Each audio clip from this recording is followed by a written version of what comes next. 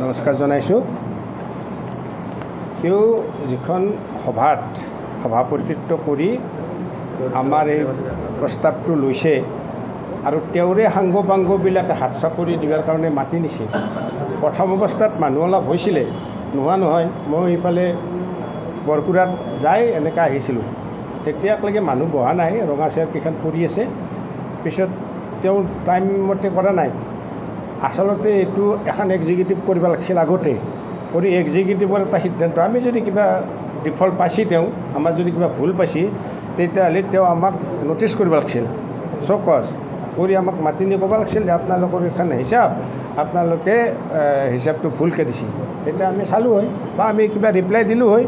আৰু আমিতো হিচাপ কৰা নাই, হিচাপটো আমি তথ্যবিলাক দিছোঁ অডিটৰক, অডিটৰে চাই মেলি হিচাপটো কৰি দিছে আৰু সেইটো আগৰ পৰাই কৰিছে আৰু আমাৰ সাংবিধানিকভাৱে কৰিছে। আগতে যিবিলাক আমাৰ এক্সটাৰ্নেল অডিট আছিল, ইণ্টাৰনেলটো আছে, আমাৰ যিবিলাক মেম্বাৰ আছে তাৰে মাজতে 5জনক বাছি দিয়ে এই চব হিচাপ চাবৰ কাৰণে। সিহঁতে হিচাপটো চাই পেলাই কয় যে এইটো হিচাপ ঠিকে আছে, আপোনালোকে এক্সটাৰ্নেলক দিব পাৰে। আমাৰ তেতিয়া আৰু এক্সটাৰ্নেল হিচাপ আছে আৰু বাহিৰৰ পৰা আমি আনিলে তেওঁলোকো মানে এজিৰ ৰিটায়াৰ কৰা বা কিবা এনেকুৱা আছে মানুহ, সেইবিলাকক মাতোঁ। কিন্তু কৈছে যে কিছুমান সময়ত কি হয়, মানে মানুহ নাপালে আমি তেতিয়া কৈছিল যে অসুবিধা হয়, আমি সময়ত কৰিব নোৱাৰোঁ। তেতিয়া কৈছিল যে চাৰ্টাৰ একাউণ্টেণ্টৰ দ্বাৰাই যদি কৰে তেতিয়া এইটো মান্যতা পাব। সেইটো সাংবিধানিক কথা, সাংবিধানত লেখা আছে। আমি চাৰ্টাৰ একাউণ্টেণ্টৰ দ্বাৰাই আমি অডিটটো কৰাই মই জমা দিছোঁ।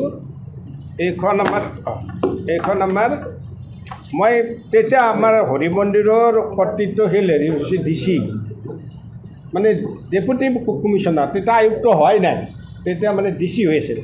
আৰু ডিচি অফিচত এইটো মই জমা দিছোঁ। আপোনালোকে পঢ়িব যে সমুদায় তথ্য পাতি আৰু চাৰ্টাৰ একাউণ্টেণ্টৰ দ্বাৰা হিচাপ কৰি সকলো তথ্য পাতি আপোনালোকৰ ওচৰত জমা দিয়া হ'ল। কিমান তাৰিখে এইটো দিছিলোঁ মই তাতে ডিচি অফিচত দিছিলোঁ 11/10 আৰু ইয়াতে দিছোঁ 20/10। 11/10/23 আৰু সেই সময়ত আপোনালোকেও বোধহয় কিছুমান ভূৰসাসকলে জানে যে আমাৰ ডিচি মহোদয়াই কি কৰিছিল যে বিভিন্ন অফিচৰ মানে একাউণ্টছত কাম কৰা মানুহ মাতি আনি এটা চেল কৰিছিল তাতে আমাৰ হিচাপবিলাক চোৱাৰ কাৰণে। এই 5 বছৰৰ একদম চাব হিচাপ পৰ্যন্ত মই দুখন ঠেলাত বজাই কৰি তাতে দিছোঁ আৰু দি পেলাই মই ৰিচিভ আনিছোঁ। বিভিন্ন যি কেছ দিছোঁ, যি কেছবুক দিলোঁ বা ভাউচাৰ ফাইল দিলোঁ, এইবিলাকৰ চব ৰিচিভ আনিছোঁ যে সময়ত হেৰাই যাব পাৰে। কাৰণ এতিয়ালৈকে মই থকা সময়কলৈকে জুন বছৰৰে কেছবুক চাবে বা হেৰি চাবে চব আপ টু ডেট আছে। গতিকে এইখিনি যদি মই নাথাকা সময়ত হেৰাই যায়, পিছত মানুহে দিগদাৰ পাব। সেই হিচাপে মই ৰিচিভ আনিছোঁ আৰু মই কৈছোঁ যে আপোনালোকে চোৱা হ'লে মোক জনাব, মই এইখিনি লৈ যাম, লৈ যাই মই আমাৰ আলমাৰীত ৰাখি দিম। কিন্তু তেওঁলোকে আৰু মোক জনোৱা নাই। সময়ে সময়ে খালি আমুকটো লাগে, ভোগটো লাগে বুলি কৈ আছে। যেতিয়া যি লাগে বুলি কৈছোঁ মই তেতিয়া সেইটো দি আছোঁ। দি থকাৰ পিছত এই 11/10 মই গোটেই তথ্য পাতি মই 11/10 চব তথ্য পাতি দি এখন মই ডিচি মহোদয়ক দিছিলোঁ আৰু ডিচি মহোদয়াই কৈছে মইতো ৰিচিভ নকৰোঁ, আমাৰ তেওঁৰ PA আছে, PA ৰিচিভ কৰি দিব, গতিকে তাত আপুনি চব ডিটেইলছটো তাতে দিয়ক। পিছত মোক এইবিলাক চাই মেলি চব চেক কৰি পেলাই মোক ৰিচিভ কৰি দিছে।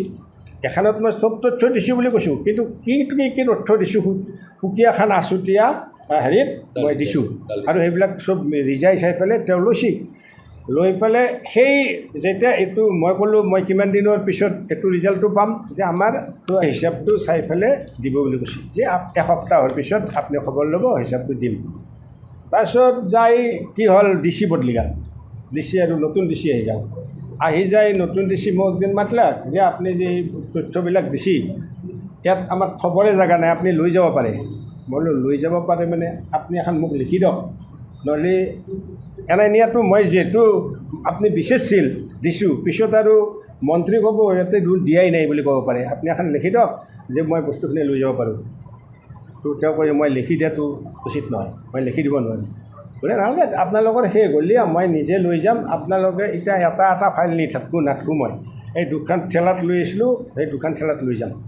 মই বস্তুটো অনা নাই কাৰণ তেতিয়া মই মোৰ পৰা কাৰ্টেল কৰি দিছোঁ একলা তাৰে পিছত যাই তেতিয়া তেওঁলোকে ক'লাক যে হয় মোক হিচাপটো কৰি চাই এই জিন্তি ডেকাই ক'লাক বোলে আপোনাৰ হিচাপ আমি চব চালোঁ চব ঠিকে আছে বোলে ঠিকে আছে বুলি এখন চাৰ্টিফিকেট দিলে মোৰ ভাল হয় আপোনালোকে যিহেতু চাইছিয়ে তো আমি চাৰ্টিফিকেট দিব নোৱাৰোঁ এইটো বাইদেউহে দিব পাৰিব কাৰণ আমি হিচাপটো আমাক এপইণ্টমেণ্ট কৰিছে আমি হিচাপ চাব লাগে কিন্তু এতিয়া হিচাপৰ অ'কে আছে বুলি আমি চাৰ্টিফিকেট দিব নোৱাৰোঁ এইটো DC বাইদেউক ক'লোঁ DC বাইদেৱে আৰু ক'লাক যে এইটো মইহে মানিলোঁ এইটো ৰাজহুৱা হিচাপ হ'ব এতিয়া এইটো আৰু আমি নতুন কমিটিক দিম নতুন কমিটি চাই পেলাই যদি অ'কে কৰোঁ অ'কে আজি মই 2023 না কিন্তু 20 দিছোঁ তাতেহে 11 দিছিলোঁ গতিকে ইয়াতে হিচাপ ল'ব পৰা মানুহো নাই কাৱে নাথাকেও দিনত গতিকে মই 20 যাই